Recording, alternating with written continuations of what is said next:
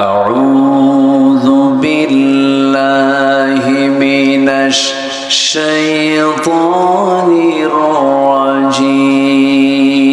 الرجيم بسم الله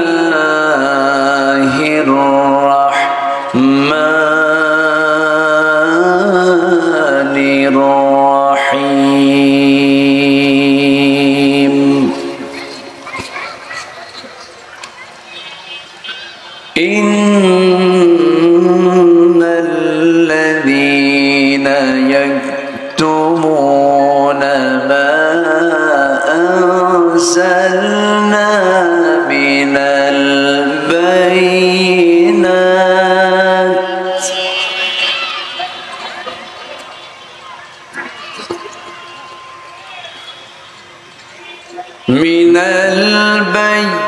البينات والهدى من بعد ما بيناه للناس في الكتاب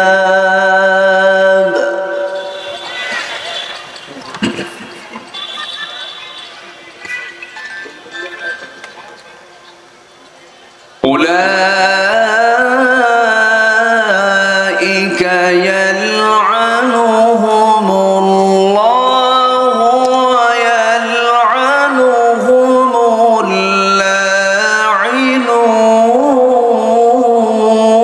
اللاعنون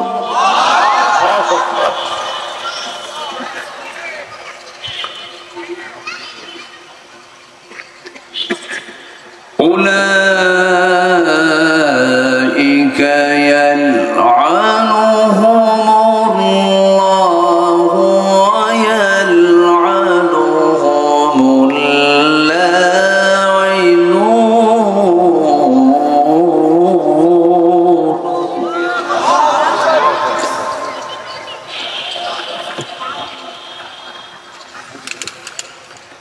الله أكبر بسم الله الرحمن الرحيم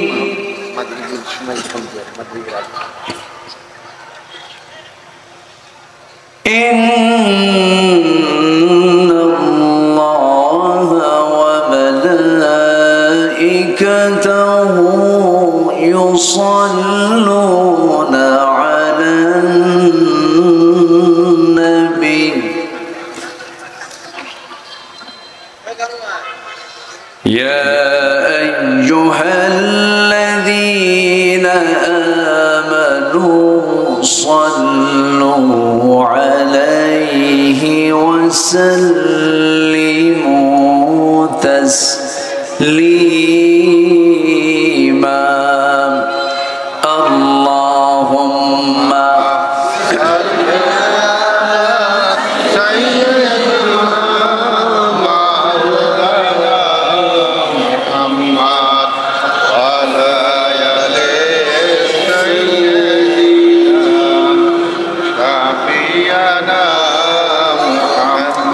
একটু মোহাম্মত দিয়ে নবীর প্রেমে মাতোয়ারা হয়ে আওয়াজ দিয়ে জোরালো কণ্ঠে সবাই বলুন আল্লাহুম্মা সাল্লি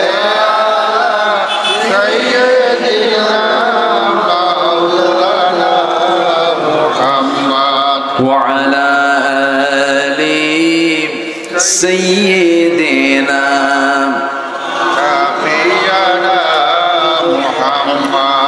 সবাই বলুন বালাগাল উলা বিকামালিহি কাশাফাত তুজা বিজামালিহি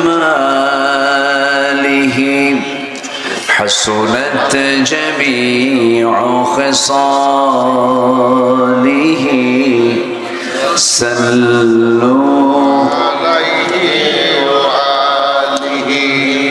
مشرق حب محمد مطلع دیوان ما مطلع خورشید سقاس सीने सुज़ान मा बलगल उला बिकमालिही कशफत दुजा बिजमालिही हसनत जमीउ खिसालिही सल्लु अलैहि वालिही आमीन। কোরআনের সুর মাঝে শুনেছি যে নাম, আজানের সুর মাঝেও শুনেছি সে নাম। ও নাম শুনেছি আমি আমার হৃদয়, হে রাসূল নবীজি তোমায়, হে রাসূল নবীজি তোমায়। সবাই বলছি সাল্লাল্লাহু আলাইহি ওয়াসাল্লাম। সাউন্ডগুলো ক্লিয়ার করেন, কোনো ইকোমিকের দরকার নাই, একদম সাউন্ড বাড়ায় দেন, সবার কানে ক্লিয়ার করে দেন। এইখানে আওয়াজ শোনা যাচ্ছে না, আমার কানে স্পষ্ট হচ্ছে না, আরো বাড়ায় দেন।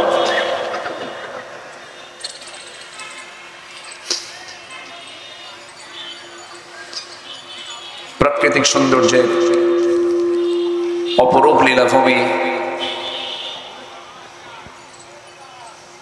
খুলনা অঞ্চলের যশোর জেলার চৌগাছা উপজেলার সাদিপুর গ্রামবাসী মাহফিল ইন্তেজামিয়া কমিটি কর্তৃক আয়োজিত সরকারি প্রাথমিক বিদ্যালয় মাঠে অনুষ্ঠিত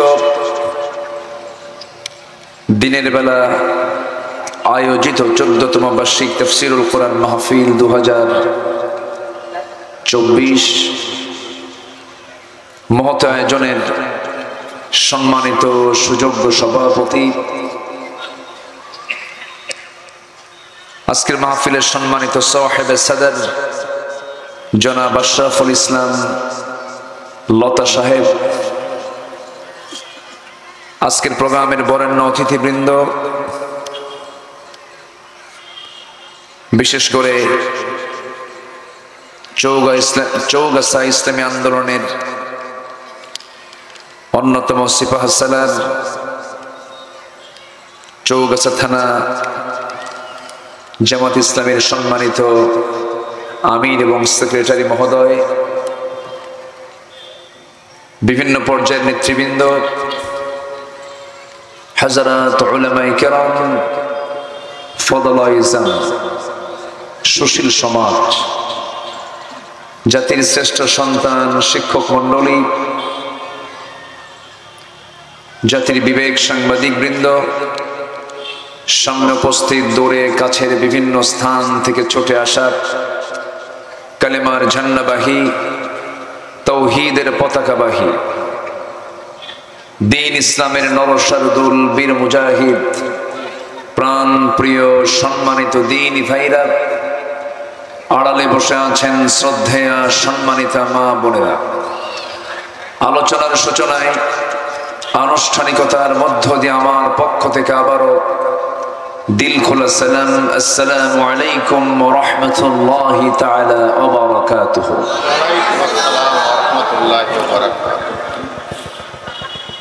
সবাই কেমন আছেন? আমাকে প্রশ্ন করেছেন, আল্লাহ তাআলা আমাকে আপনার মতোই আপনার কাতারেই রেখেছেন। বলছি আলহামদুলিল্লাহ। মহান রব্বে কারীমের অশেষ শুকরিয়া যে মহান আল্লাহ সুবহানাহু ওয়া তাআলা আমাকে আপনাকে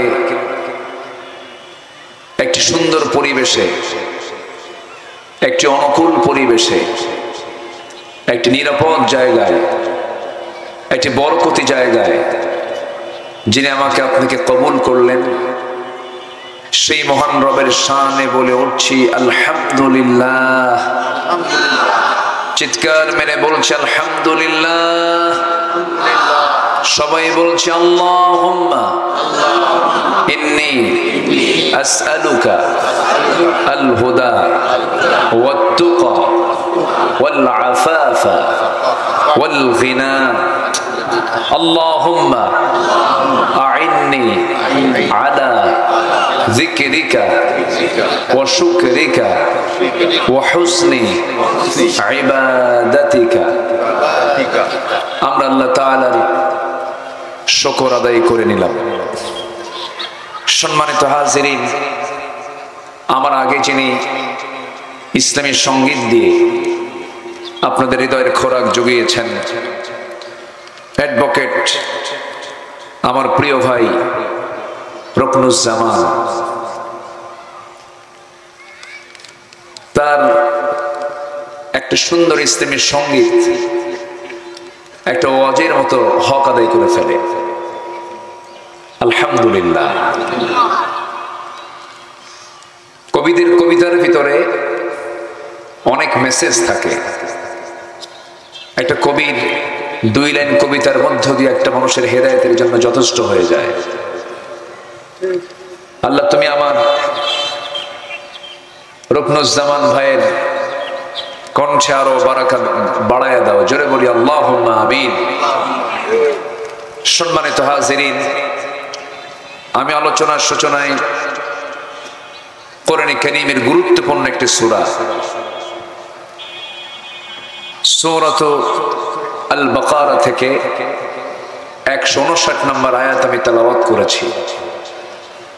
তেলাওয়াতকৃত আয়াতকে সামনে রেখে কিছু কথা আমি বলতে চাচ্ছি। আমাকে সময় দিচ্ছেন তো নাকি?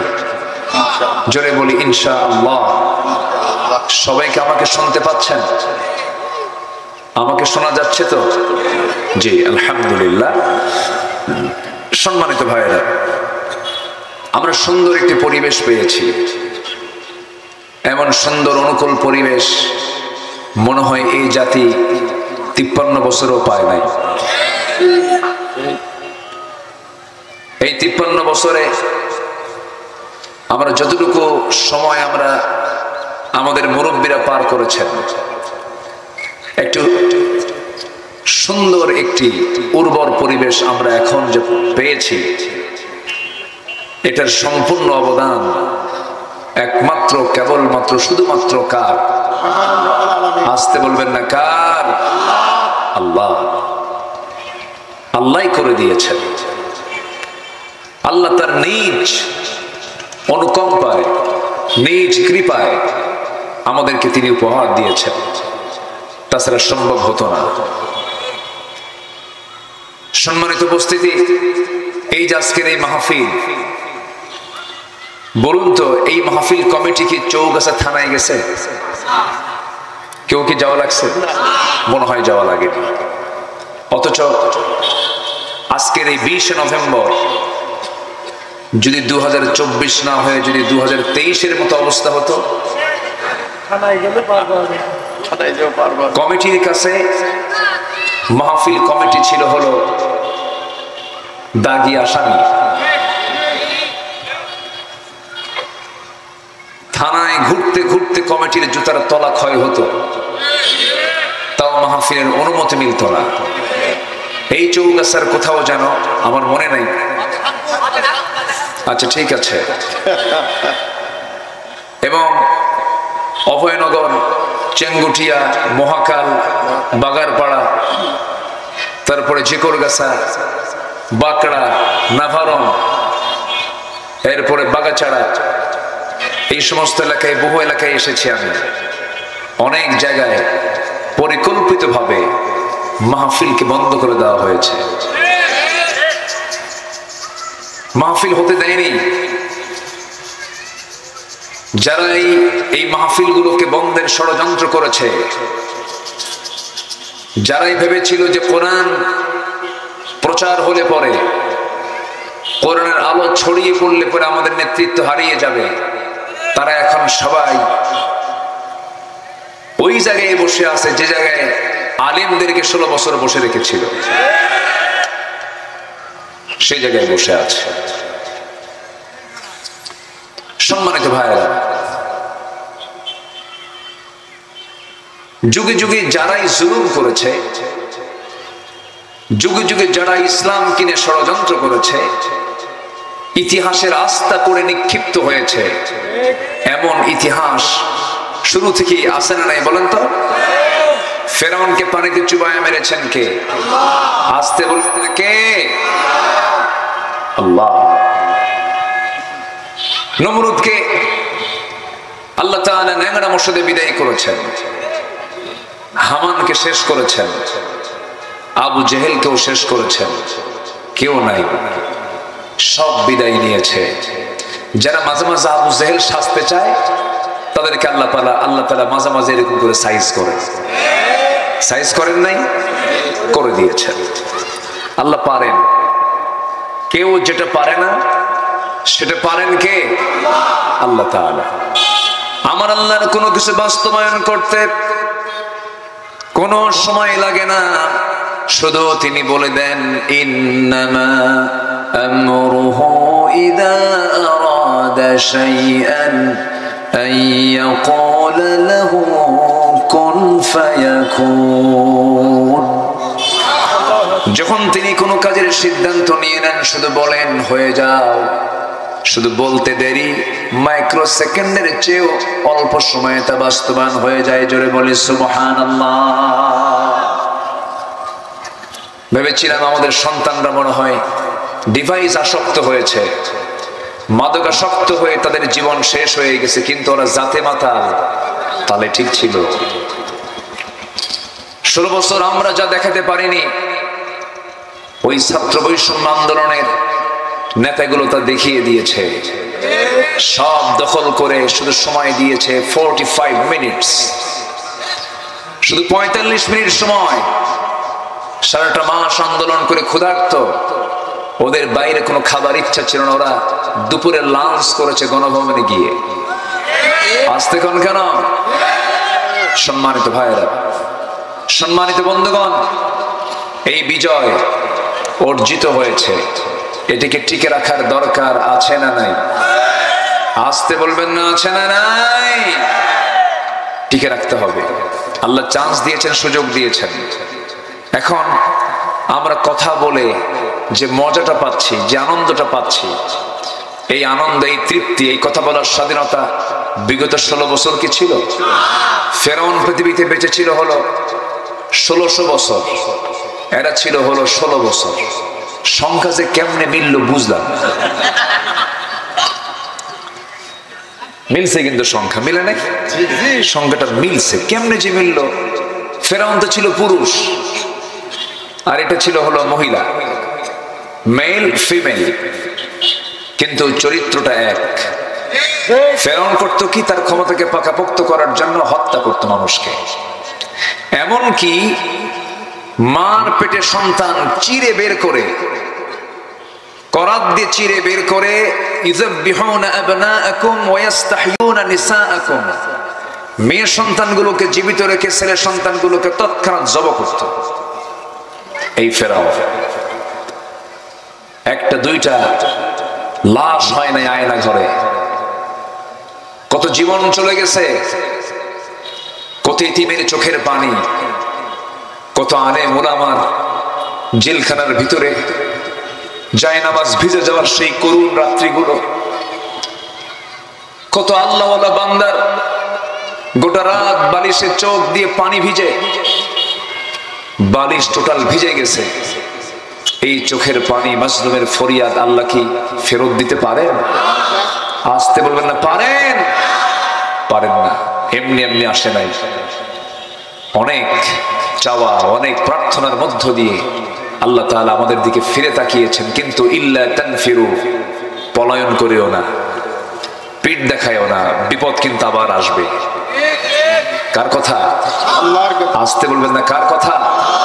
তার কিছু অশনীয় সংকেত আমরা পাচ্ছি। উপদেষ্টা পরিষদের মুস্তাফা সরওয়ার ফারুকীর মতো সমকামী, পায়ুকামী, লিফটিগোদের বিশ্বাসী একজন লম্পট জাতীয় ব্যক্তি কেমন করে সেই জায়গায় স্থান পায়? সম্মানিত ভাইয়েরা, বামচক্র, নাস্তিক্য চেতনার কিছু ধ্বজাধারী ধ্বজভঙ্গ কিছু বদমাইশ আছে না নাই? আসতে বলবেন না, আছে না নাই? আছে। শক্ত হাতে এগুলো মাথায় নিতে হবে, এগুলোকে প্রতিকার করার জন্য সচেতন থাকতে হবে। যুবকরা, তোমাদেরকে আমরা বোকা ভেবেছিলাম, তোমরা বোকা নও। জেগে ওঠো, তোমাদেরকে জাগতেই হবে। পিছে পিছে চলে যাবা তো বিপদে পড়ে যাবা। কার কথা? আল্লাহ রাব্বুল আলামিন বলেন, ইল্লা তানফিরু يعذبكم عذابا أليما ويستبدل قوما غيركم ولا تضروه شيئا। তুমি যদি পলায়ন করো, আমি তোমাদেরকে এমন একটা জাতি তোমাদের উপরে চাপায় দেব, তোমরা তাদের কোনো ক্ষতি করতে পারবে না। ইমানদার পলায় না, সামনের দিকে আগায় যায়। ইমানদার পালায় না, এগিয়ে যায়। ইমানদার পিঠ দেখায় না, বুক দেখায়। বুক দেখাবে কিন্তু ইমানদার কখনো পিঠ দেখাবে না। এই চরিত্র ইমানদারের মধ্যে থাকতে হবে। হককে গোপন করা যাবে না, হককে আড়াল করা যাবে না। হক জাড়াল করবে তার উপরে লানত পড়বে কার? আল্লাহ। আমি যেখান থেকে তেলাওয়াত করেছি সে আয়াতের দিকে আস্তে আস্তে চলে যাচ্ছি। কষ্ট পাচ্ছেন না তো? কষ্ট পাচ্ছেন না তো? বিগত 16 বছর যারা ওই জুলুমকে যারা প্রমোট করেছে, পাশে থেকে যারা তাদেরকে সহযোগিতার হস্ত প্রসার করেছে, যারা পেট্রোনাইজ করেছে, উৎসাহ দিয়েছে, তাদেরকেও কিন্তু মাথায় নেওয়া উচিত। কারণ যুগে যুগে সব সময় মুনাফিক একটা দল আছে না নাই? আসতে বলবেন না, আছে না নাই? আছে। খেয়াল করতে হবে আমার ভাইয়েরা, কোন হককে আমরা আড়াল করব না। যা হক আমরা তা স্বীকার করে নেব, মানবো আমরা। জোরে বলি ইনশাআল্লাহ। আল্লাহর কালামের একটা আয়াত কেন, একটা হরফকে যদি কেউ না মানে তার ঈমান থাকবে? ঈমান থাকবে না। আল্লাহ রাব্বুল আলামিন বলেন, ইন্নাল্লাযীনা ইয়াকতুমুনা মা আনজালনা মিনাল বায়িনাত ওয়াল হুদা মিন বা'দি মা বায়্যানাহু লিন-নাসি ফিল কিতাব উলাইকা ইয়ালআনুহুমুল্লাহ ওয়া ইয়ালআনুহুমুল লাঈনুন। জোরে বলুন আল্লাহু আকবার। আল্লাহ কিছু কিছু বান্দাকে লানত করেছেন, কিছু কিছু বান্দার উপরে অপকর্মের জন্য অভিসম্পাত দিয়েছেন। আজকে আমি আপনাদের মোটামুটি 10 শ্রেণীর উপর আল্লাহর যে লানত পড়ে এই বিষয়ে কিছু কথা বলতে চাচ্ছি। আল্লাহ তাআলা 10টা অপকর্মের জন্য এই সমস্ত বান্দার উপরে লানত দিয়ে দেন। কয়টা অপকর্ম বলেন? 10টা অপকর্ম। এর মধ্যে 1 নম্বর অপকর্ম হলো যারা আমার আয়াতকে যারা গোপন করবে, আমার আয়াতকে যারা আড়াল করবে। আমি বলে দিয়েছি চুরি করলে হাত কাটো, আমি বলে দিয়েছি জিনা করলে পরে পাথর মারো, আমি বলে দিয়েছি সুদের কারবার করা যাবে না, আমি বলে দিয়েছি মদের বোতলের দোকান দেওয়া যাবে না, মদ্যপান করা যাবে না। এগুলো সম্পূর্ণ একমাত্র কার বিধান? আসতে বলবেন না, কার বিধান করেছি না আড়াল করে রেখেছি? আড়াল। শুধু তেলাওয়াতে আছে, শুধু নামাজে আছে, শুধু কাগজে আছে। ফৌজদারি দণ্ডবিধি আল্লাহ তাআলা কোরআনে বলে দিয়েছেন। আইন এবং প্রশাসনের চলন্ত বিশ্বকোষ হলো কোরআন। কোরআনকে যদি শুধু কেউ বলি যেটা ধর্মীয় কিতাব, ভুল হবে। কোরআন হচ্ছে এমন একটা কিতাব, বান্দার সকল চাহিদা পূরণ করতে সক্ষম যে কিতাব, তার নাম হলো কোরআন। জোরে বলি সুবহানাল্লাহ। সম্মানিত ভাইয়েরা, সে আয়াতকে যারা গোপন করবে, যারা আড়াল করবে, আল্লাহ বলছেন আমি তাদের প্রতি লানত করব। আল্লাহর লানত যদি কারো উপরে পড়ে তার কি বাঁচার কোনো উপায় আছে? আসতে বলবেন না, তার কি বাঁচার উপায় আছে? তার বাঁচার উপায় নাই। কত ষড়যন্ত্র আমরা শুনেছি, কত উৎসাহ ব্যঞ্জক বক্তৃতা আমরা শুনেছি।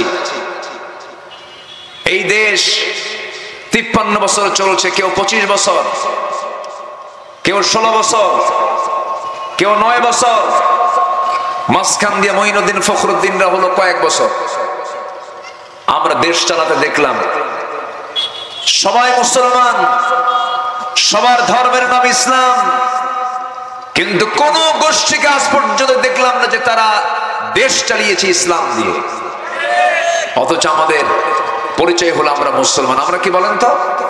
মুসলমান। সব যখন দেখেছি, আমি কোরআনকে সাক্ষী রেখে কোরআনের মাহফিলে আমি সবার কাছে উদাত্ত আহ্বান জানাতে চাই, কোরআনটা কার? জোরে বলবেন, কোরআনটা কার? ওই আসমানটা কার? আসমান কি ছোট লাগে? এই বিশাল আসমানের মালিককে। সূর্যটা কার? চন্দ্রটা কার? এই জমিনটা কার? সাত সমুদ্র কার? সে আল্লাহর পক্ষ থেকে কোরআন নাজিল হয়েছে। সব আমরা দেখেছি, সব দেখা শেষ। আগামীর দেশ আমরা দেখতে চাই কোরআনের দেশ। রাজি আছেন কারা কারা? হাত উঁচু করে দেখান দেখি।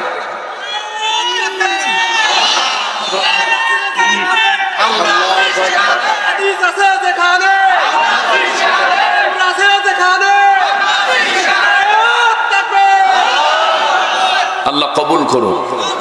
জোরে বলি আমিন, আরো জোরে আমিন। আমার নবী যে যুগে এসেছিলেন সেই যুগে কি প্রথমে যখন তিনি আসেন নবুয়ত পাননি, তখন কি কোরআন ছিল? আচ্ছা, কোরআন ছিল। মানুষগুলো কি ভালো ছিল?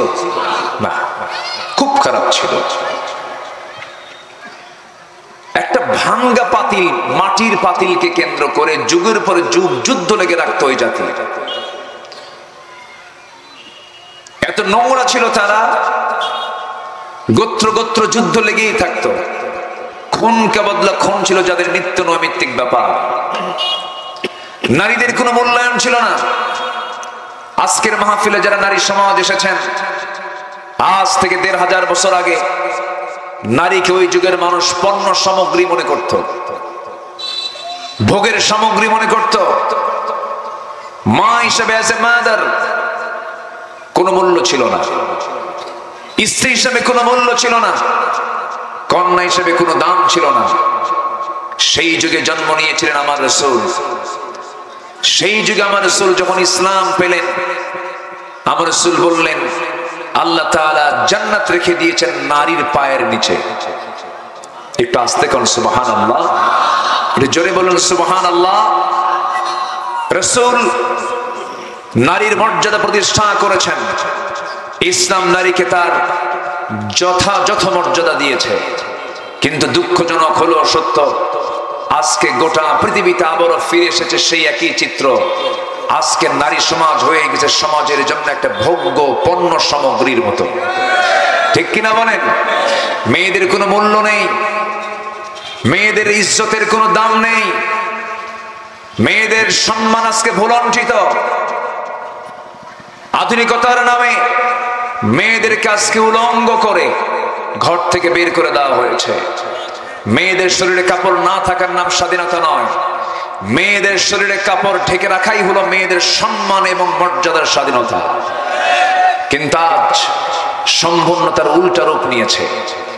আমার নবীজি যে যুগে জন্ম নিয়েছিলেন এখনো সেই জায়গার সাক্ষী হয়ে আছে। যারা হজে গেছেন তারা দেখেছেন একটা জায়গা এখনো চিহ্নিত আছে। ওই জায়গায় ওই যুগের আইএমএ জাহেলিয়াতের যুগের লোকেরা পরিবারে মেয়ে সন্তান জন্ম নিলেই জীবন্ত মেয়ে সন্তানকে ওই জায়গায় পুঁতে হত্যা করত। সেই জায়গাটা যারা হাজী সাহেব তারা দেখে এসেছেন। বিআইয়ি যামবিন কুতিলাত, কোন অপরাধে এই নারী শিশুকে হত্যা করা হয়েছিল। সম্মানিত ভাইয়েরা, কেন জানেন? মেয়েদেরকে ভোগের সামগ্রী মনে করত। বাবার সামনে মেয়েকে সো মেরে নিয়ে চলে যেত।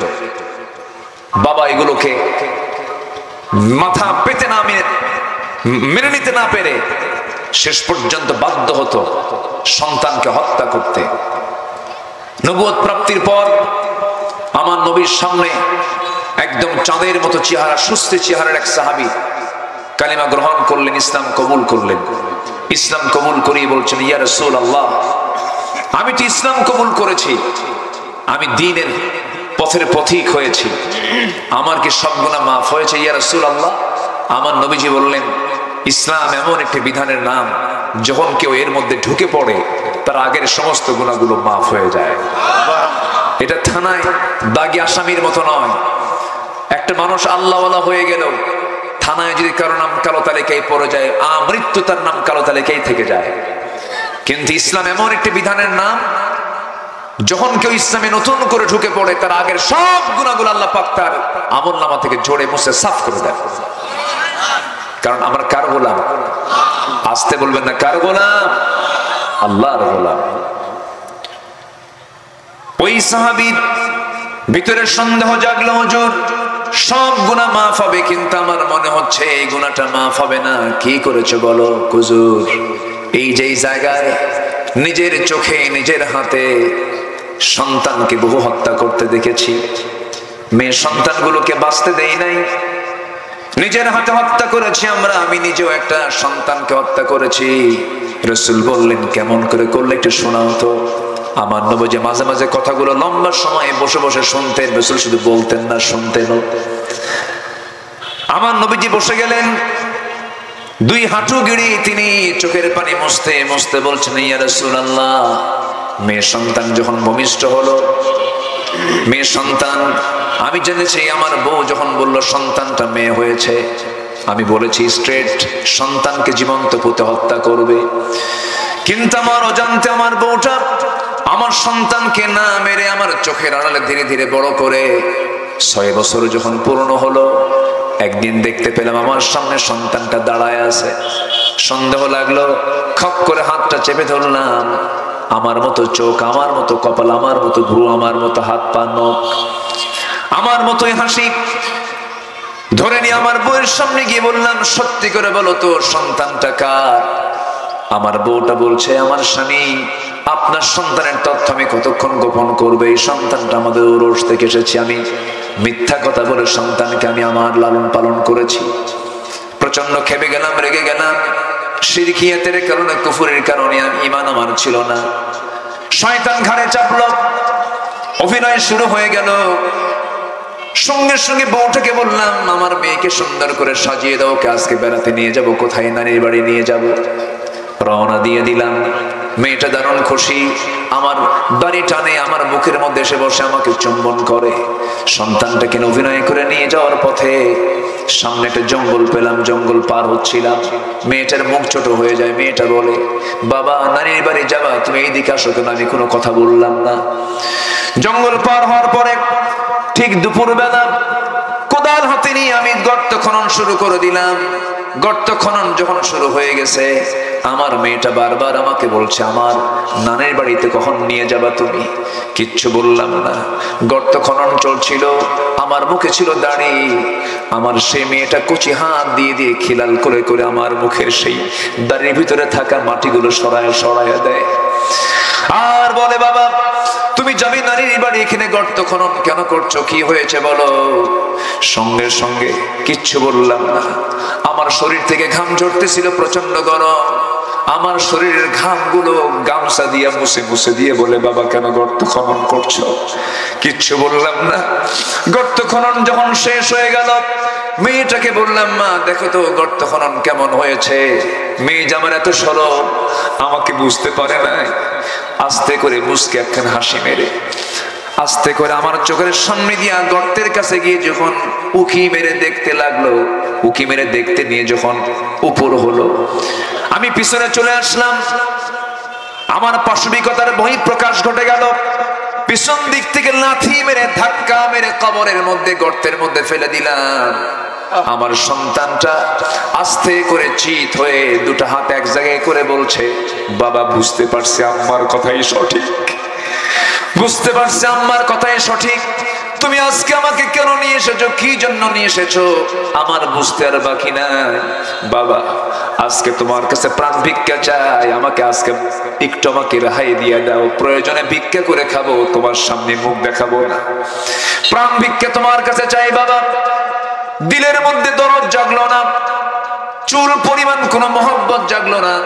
সঙ্গে সঙ্গে করলাম কি, হাতের মধ্যে পাথর নিলাম, পাথরটা নিয়ে বুক বরাবর মেরে দিলাম। ফিঙ্কি দিয়ে রক্তগুলো বের হতে লাগলো। মাটি চাপা দিলাম, বালু চাপা দিলাম, পাথর চাপা দিয়ে জন্মের মতো শেষ করে দিয়া চলে আসলাম। দিলের মধ্যে চুল পরিমাণ কান্না পেল না। কিন্তু হুজুর, যেদিন ইসলাম কবুল করেছে সেই দিন থেকে আমার আর ঘুম হয় না। আমি কত বড় ভুল করেছি, আমি কত বড় পাপ করেছি। আমার রাসূল বললেন, ও আমার সাহাবীরে, তোমার চোখের পানিতে আমিও তো অস্থির হয়ে গেলাম। তবে একটা কথা জেনে রেখে দিও, ঈমান তেমন একটা জিনিসের নাম, যখন কোন বান্দা ঈমান আনে তার আগের সমস্ত গুনাহগুলো মাফ হয়ে যায়। ইতিহাসটা টানার মূল কারণ হলো ওই যুগের মানুষ এত পাষাণ ছিল, এতটাই নির্মম ছিল, এতটাই অসভ্য ছিল। ওমরের মতো মানুষকে ইসলামের দিকে ফিরে আসার কারণে কত সুন্দর মানুষের রূপ নিলেন। যে লোকটা রাসূলকে মারার জন্য যায়, যে লোকটা উলঙ্গ তরবারি নিয়ে রাসূলকে হত্যার জন্য নিয়ত করে বের হয়ে যায়, সেই লোকটা শুধু ভালো হয়েছেন, ওই মানুষগুলো শুধু ভালো হয়েছেন একমাত্র কিসের পরশে? আসতে বলবেন না, কিসের পরশে? অতএব সমাজকে, রাষ্ট্রকে, জাতিকে, ব্যক্তিকে, পরিবারকে যদি কেউ ভালো করতে চান, পৃথিবীর কোন তন্ত্র মন্ত্র দিয়ে কোনদিন ভালো করা সম্ভব নয়। ভালো হতে পারে একমাত্র ওই সূর্যের মালিক, ওই আকাশের মালিক যে কিতাব দিয়েছেন, এই কিতাবই হতে পারে মানুষের ভালো হওয়ার একমাত্র গ্যারান্টি। সম্মানিত ভাইরা, সম্মানিত বন্ধুগণ, সম্মানিত উপস্থিতি, আমরা কোনো কথাকে আড়াল করব না, আমরা হক কথা বলবো। জোরে বলি ইনশাআল্লাহ। যদি কেউ কোরআন থেকে নিজেকে দূরে রাখে, কিয়ামতের দিন সে অন্ধ হয়ে উঠবে। কি হয়ে উঠবে বলেন তো? অন্ধ হয়ে উঠবে। ওঠেন কেন? এই যে বসেন, বসেন, বসে পড়ে, এই যে শোনেই না কথা, বসে পড়ুন। কেউ উঠবেন না, আজান আওয়াজ আমার কানে আসছে। নামাজ কি পড়তে হবে না? আমার দেশে নামাজি শ্রোতা বেশি না বেনামাজি শ্রোতা বেশি? বলেন। যদি সবাই নামাজি শ্রোতা হতেন, আমি এখনই দাঁড়ায় যেতাম, নামাজ পড়ি আবার বসে পড়ব। কিন্তু হবে না। মাহফিলের যেই একটা সৌন্দর্য আমরা পেয়েছি, নামাজের বিরতি দিলে পরে এই সৌন্দর্যই আর আমরা ফিরে পাবো না। আমার কথা কি ক্লিয়ার? বুঝতে পারছেন তো আপনারা? আমি চাচ্ছি এই বৈঠকে, এই অধিবেশনই আমরা আর কিছুক্ষণ চালায় নিয়ে আমরা শেষ ওয়াক্তে নয়, আওসাত উম্মাতে ওয়াসাতান, আমরা মাঝামাঝি সময়ে আমরা নামাজটা পড়ে ফেলবো। জোরে বলি ইনশাআল্লাহ। তাহলে আপাতত নামাজের চিন্তা কি মাথায় থাকলো আপনাদের? আমরা যখন শেষ করব সেই সময় আমরা নামাজটা পড়ে নেব। যাদের ওযু থাকবে নামাজে দাঁড়ায় যাব, যাদের ওযু থাকবে না ওযুর জন্য সময় দেওয়া হবে। বাস এই নিয়ে যেন কোনো ওঠা বসা না হয়। জোরে বলি ইনশাআল্লাহ। অনেক সুন্দর মানুষ আপনারা, আমি খুবই আনন্দিত আপনাদের মাঝে এত সুন্দর একটি পরিবেশে আসতে পেরে। এবং আজকে দেখেন যারা এখানে বসে আছেন, বলুন তো 5 আগস্টের আগে ওই চিত্র যদি থাকতো, এই মেহমানগুলোকে পেতেন? আসতে কয় পাইতেন? কেউ পাইতেন? মাহফিলে মঞ্চে বসা দূরের কথা, শ্রোতা হওয়ার যোগ্যতা নাই। এই চিত্র রাখে নাই কমিটি। থানার কাছে আর যাবে কখন? থানা নিজেই কমিটিকে ফোন দিয়ে বলে, স্যার ফোর্স কি লাগবে নাকি? আমরা যখন কোনো মাহফিলে যাই আগের থেকে জানে, ফোন দিয়ে বলে, হুজুর ফোর্স কি পাঠিয়ে দেব? কোনো সমস্যা, নিরাপত্তাজনিত কোনো ঝামেলা? আমি তখন উত্তর দিয়েছি কয়েকজনকে, 16 বছর সমস্যা হয়নি, এখন আরো সমস্যা নাই, আসার দরকার নাই। ঠিক কিনা? আমাদের কোনো প্রোটোকল দরকার নাই, আমাদের প্রোটোকল ফেরেশতা। আমাদের প্রোটোকল কে? আল্লাহ। ওয়া ইয়াতাওয়াক্কাল আলাল্লাহ ফাহুয়া হাসবুহ। যার আল্লাহর উপরে ভরসা আছে তার কিচ্ছু লাগে না, একমাত্র আল্লাহই তার জন্য যথেষ্ট। হাজার নিরাপত্তার চাদর থেকেও ভারতের এক সাবেক প্রধানমন্ত্রী রাজীব গান্ধী নিরাপত্তায়, হাজার নিরাপত্তা পাওয়ার পরও বাঁচতে পারে নাই। অনেক বড় বড় নেতাগুলো বাঁচতে পারে নাই। অতএব নিরাপত্তা দিয়ে মানুষের জীবন কখনো রক্ষা করা যায় না। আসল নিরাপত্তার দায়িত্ব কার? আসতে বলবেন না কার? এই বিগত 16 বছরে এই মাহফিলগুলোর উপরে যে জুলুমটা হয়েছে, এই মাহফিল মানে কোরআনের মাহফিলে কোরআনকে নিয়ে যারা অত্যাচার করেছে, এই মাহফিলগুলোর উপরে যারা জুলুম করেছে, তার চূড়ান্ত লানত পড়ছে কিনা বলেন? পড়েছে। বাঁচার জন্য শেষ পর্যন্ত দাড়িটাও কাটলো। জানেন না আপনারা? জানেন না এগুলো? লজ্জা শরম কিচ্ছু নাই। দাড়ি যে রাখছে সে যে রাসূলের সুন্নত মনে করে যা রাখে নাই, তার বড় প্রমাণ হচ্ছে এটা। লজ্জা শরম আছে? সেই দাড়ি কাইটা মাথার চুলটা কালো বানায়া, লুঙ্গি পরে, গেঞ্জি পরে নৌকায় চড়ছে, এমন নৌকায় চড়ছে নৌকার বেড়ে। কোস্টগার্ড ধরে ফেলে আইনমন্ত্রীকে বলে, চলেন স্যার, চিনতে পারছে, এখন আর উপায় নাই, আপনাকে না ধরতে পারলে আমার চাকরি থাকবে না। কথা বোঝেন না? এতদিন ওরাও বলছে এই কথা। চলেন স্যার, এখন যেতে হবে, এটা মিডিয়ায় চলে আসছে, আর উপায় নাই, চলেন। আইনমন্ত্রীকে আমি কি একা আসছি নাকি? আমি তো একা আসছি না, আমি তো জামাতের সাথে আসছি। কিসের সাথে? আমি তো জামাতের সাথে আসছি, আমি তো আরেকজনকে সাথে নিয়ে আসছে। কে? কো যে বসে আছে, কেউ তো চেনা যায় না, ওটাই দরবেশ। আল্লাহ বেইজ্জত করলে পৃথিবীর কোন মানুষ ইজ্জত দিতে পারে না। লক্ষ লক্ষ কোটি টাকা লোপাট করেছে তারা। অনেকে আবার এগুলো বললে বলে যে আপনি এগুলো ওয়াজে মঞ্চে বলেন কেন? এগুলো কি গোপন জিনিস না প্রকাশ্য জিনিস? আসতে কোন কেন? গোপন না প্রকাশ্য? এটা ব্যক্তিগত বিষয় না জাতীয় বিষয়? গীবতের সংজ্ঞাও তো বোঝে না তার। এমনি একটা কথা বলে, যারা প্রকাশ্য অপরাধ করবে তাদের প্রকাশ্য অপরাধ প্রকাশ করে দেওয়া উচিত।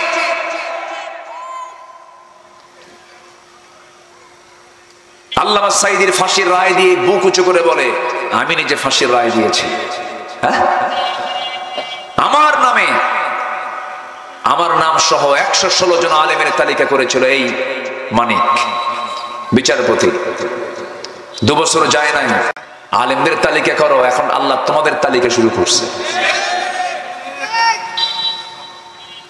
পালাতে চাইছিল, ত্রিপুরা হয়ে দিল্লি যাবে, বুবু তো দিল্লি গিয়ে বসে আছে, বোঝেন না?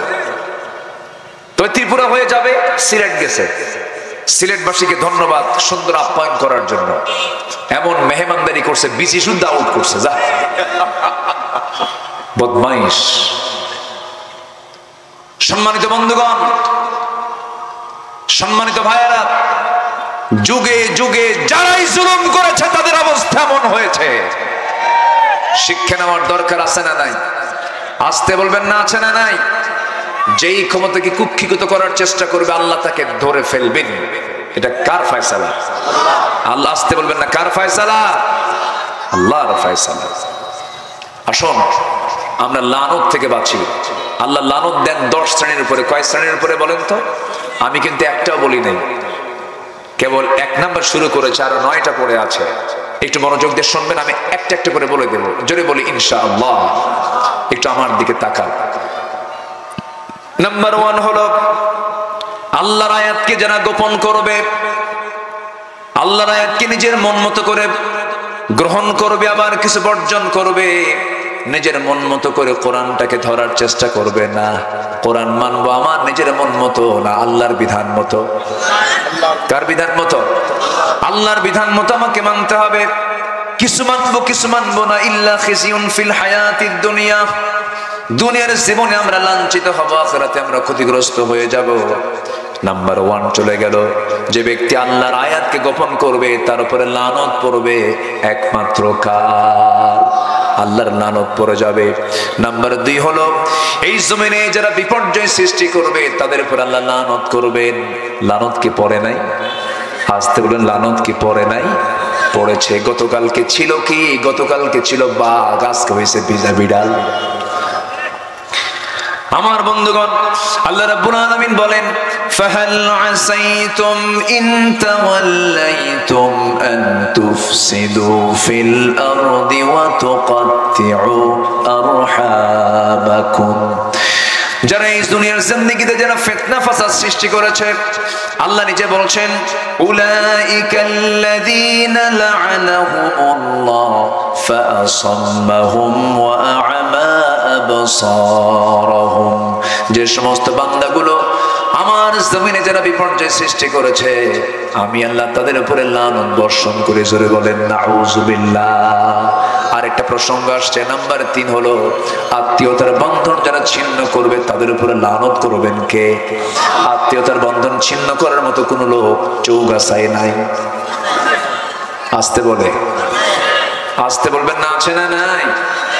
আত্মীয়তার বন্ধন ছিন্ন করে ফেলে, নিজের বোনের খবর নাই, ধর্ম বোন বানায়, ধর্ম বোন আবার ধর্ম বোন হতে হতে বউ হয়ে যায়। আছে কি না? আছে। ধর্মের কোন বোন ইসলামে নাই, নিজের বোন বোন, এছাড়া বাকি সব দিনই বোন। তাদের সঙ্গে পর্দা করার দরকার আছে না নাই? পর্দা করা সুন্নাত না ফরজ? ফরজ, এটা মাথায় রাখতে হবে। আমার বন্ধুগণ, বিপর্যয় যারা সৃষ্টি করবে, আত্মীয়তার বন্ধন যারা ছিন্ন করবে, সূরা মুহাম্মদ 22 এবং 23 নম্বর আয়াতটা বাড়িতে দেখে নেবেন। আল্লাহ রাব্বুল আলামিন ক্লিয়ার করেছেন, আত্মীয়তার বন্ধন ছিন্ন করে জান্নাত পাবে না, আত্মীয়তার বন্ধন ছিন্নকারীর উপরে লানত করবেন তিনি আমার কে? আপনি আমাকে যদি প্রশ্ন করেন, হুজুর আমি আর হায়াতটা বাড়াতে চাই, আমি পৃথিবীতে বেশি দিন বাঁচতে চাই, কি আমল আছে আমাকে শিখায় দেন। হাদিসে আসছে, যদি কোনো বান্দা তার হায়াতকে বৃদ্ধি করতে চায়, তার একটাই আমল, সেটা হলো সকল আত্মীয়ের সঙ্গে সুন্দর ব্যবহার করা, আত্মীয়তার হক আদায় করা। যে ব্যক্তি আত্মীয়তার হক আদায় করবে, আল্লাহ তার হায়াতকে লম্বা থেকে লম্বা বানায় দেন। জোরে বলি সুবহানাল্লাহ। বোনের সঙ্গে সম্পর্ক রাখে না, সম্পত্তি বুঝে দিতে হবে বলে, আছে কি না? আছে কি না? সম্পত্তি বুঝে দিতে হবে, এই জন্য বোনের সঙ্গে সম্পর্ক রাখে না, বোনকে বাড়িতে নিয়ে আসে না। এক যুগ চলে যায়, বোনের সম্পত্তির উপরে ধান লাগায় খায়, হজে যায়, ওমরা করে, বোনের সম্পত্তির ধান দিয়ে। আছে না নেই বলেন তো? এটা হালাল না হারাম? আমি বলে মনে বিপদে ফেলা দিলাম আপনাদের। হ্যাঁ, বিপদে পড়তেছেন না তো?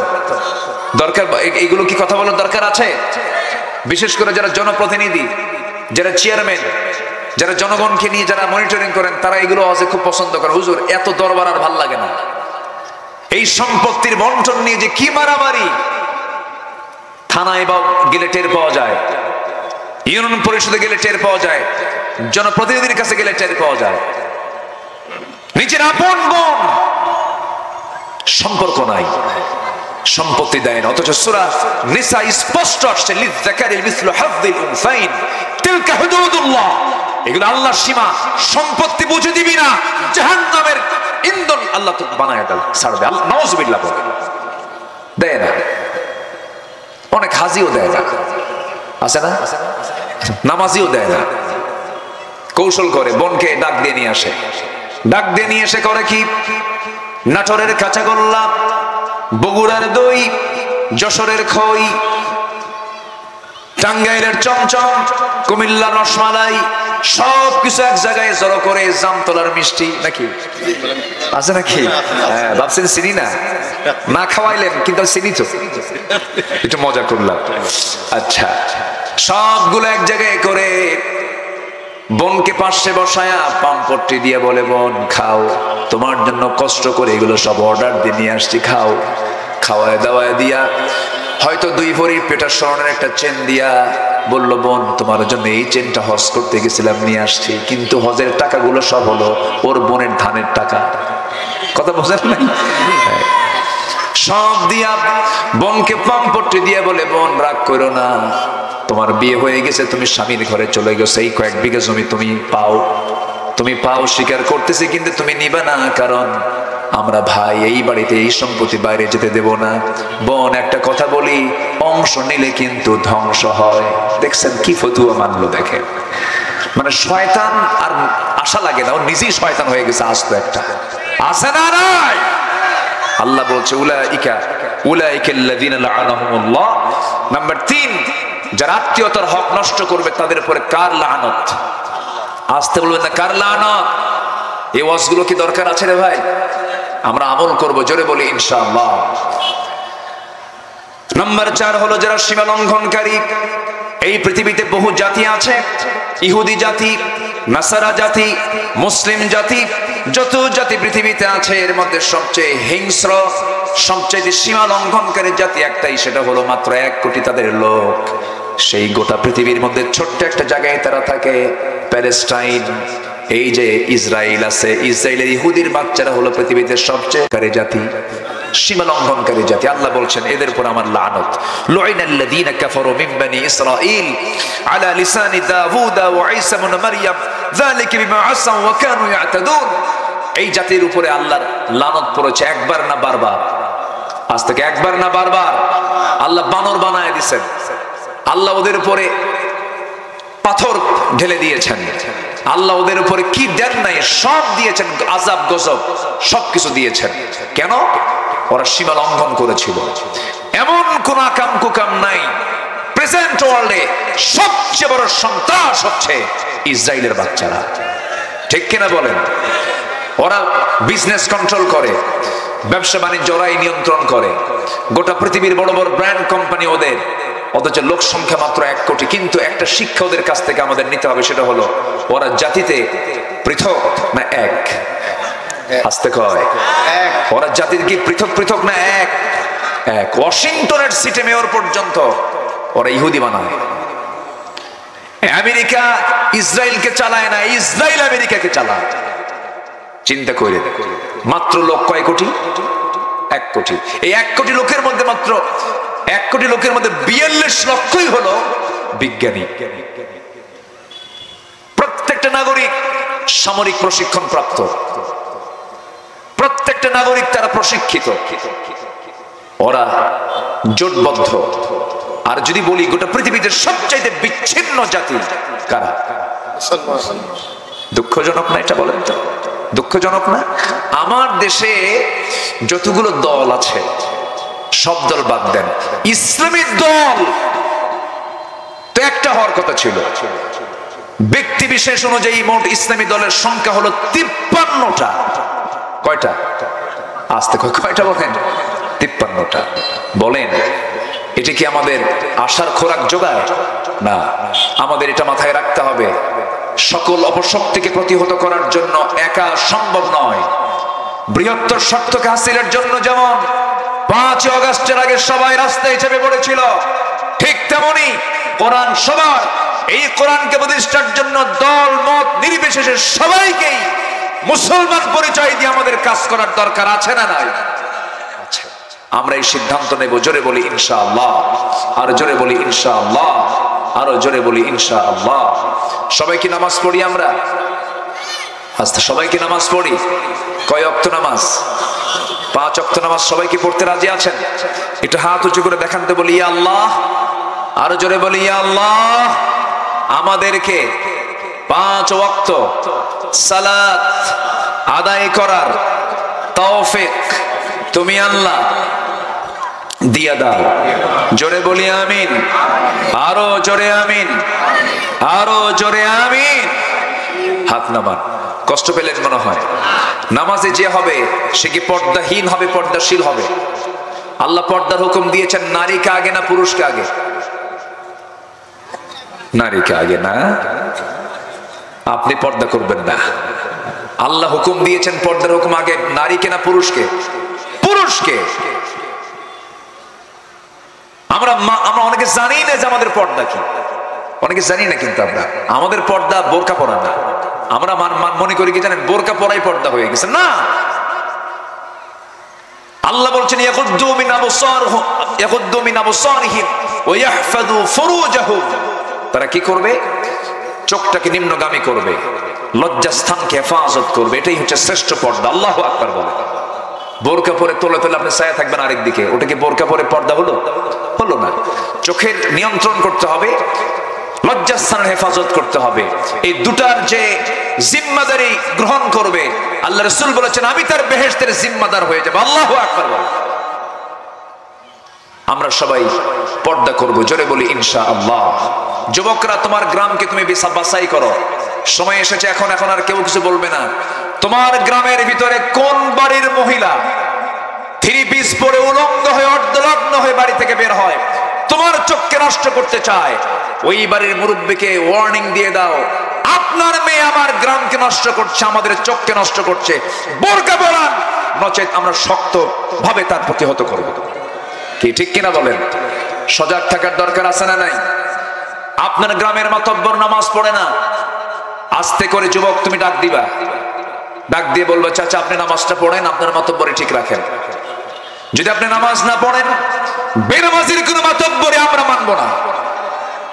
মসজিদের কমিটির কোন মেম্বার যদি, সৌদ সেক্রেটারি যদি বেনামাজি হয়, সুদখোর হয়, মদখোর হয়, ওয়ার্নিং দিয়ে দিবেন আপনার পদে আপনি থাকুন, গুণ নিয়ে যোগ্যতা নিয়ে থাকুন। যদি মদের কারবার করেন, বেনামাজি থাকেন, সুদের কারবার করেন, যদি না ছাড়েন ঘাড় ধাক্কা দিয়ে মসজিদ থেকে বের করে দেব। ঠিক কিনা? এটাই হচ্ছে তা'মুরুনা বিল মা'রুফ ওয়া তানহাউনা আনিল মুনকার। এই সমস্ত কাজগুলো করার আঞ্জাম দিতে বলেছেন মুহাম্মদ সাল্লাল্লাহু আলাইহি ওয়াসাল্লাম। ৬৪,০০০ গ্রাম। আমার দেশে গ্রাম কয়টা? বলেন বলেন বলেন। ৬৪,০০০ মাতব্বর, ৬৪,০০০ গ্রাম বাংলার যুবকরা যদি হালফুল ফুজুলের মতো সংঘবদ্ধ হয়ে গ্রামটাকে টার্গেট করে যদি কাজ চালিয়ে যায়, আগামীর দেশ হবে ইসলামের দেশ, কোরআনের দেশ। আল্লাহ কবুল করুন, আল্লাহ কবুল করুন। আল্লাহ সাদিপুর, সাদি মানে কি জানেন? ভাগ্য, সৌভাগ্য যার আছে সেই হচ্ছে সাদি। আমরা সাদিপুরের জন্য দোয়া করি, সাদিপুরের কোন নাগরিক বেনামাজি থাকবে না ইনশাআল্লাহ। বলেন সাদিপুরের মসজিদ হবে জোহরের চাইতে ফজরের মুসল্লি কম না বেশি? আস্তে কয়, আস্তে কয়, আরো জোরে বলেন। ফজরের মুসল্লি গুরুত্বপূর্ণ না জোহরের মুসল্লি গুরুত্বপূর্ণ? ফজর। ফজর যার রেগুলার হবে তার জোহর কখনো কাজা হবে না। আল্লাহ তুমি সাদিপুরকে বেনামাজি মুক্ত গ্রাম হিসেবে তুমি আল্লাহ কবুল করো। আমার গ্রাম আমার অহংকার, আমার গ্রাম আমার স্বপ্ন, আমার গ্রাম আমার আকর্ষণ, আমার গ্রামকে সুন্দর করার দায়িত্ব আমার আছে না নাই? আসতে কয়, আছে না নাই? এখানে এক গ্রামের লোক আসছে না কয়েক গ্রামের লোক আসছেন? হ্যাঁ, কয়েক গ্রামের। কি কি গ্রাম বলেন তো? আপনার কি? বাদেখানপুর। আপনি? বলিতে পারা। আর কে? হ্যাঁ, ঝিনাইকুণ্ড। আপনি? সরপরাজপুর। কতগুলো গ্রাম থেকে আসছেন। এই যে কথাগুলো শুনে গেলেন, যদি আপনার গ্রামকে আপনি পরিকল্পনা করেন, টার্গেট যদি করেন, দাওয়াতের কাজে সাহায্য করবেন তিনি কে? আসতে বলবেন না কে? আল্লাহ তাআলা তুমি সবাইকে কবুল করে নাও, জোরে বলি আমিন। আরো আধা ঘন্টা আগে আজান হয়ে গেছে, সবার মধ্যে একটা দুরু দুরু ভাব, হুজুর কি নামাজ পড়বে নাকি, এরকম চিন্তা কিন্তু অনেকেই করতেছেন। আমরা নামাজটা পড়বো, যতটুকু হয়েছে আমরা বলে ফেলি আলহামদুলিল্লাহ।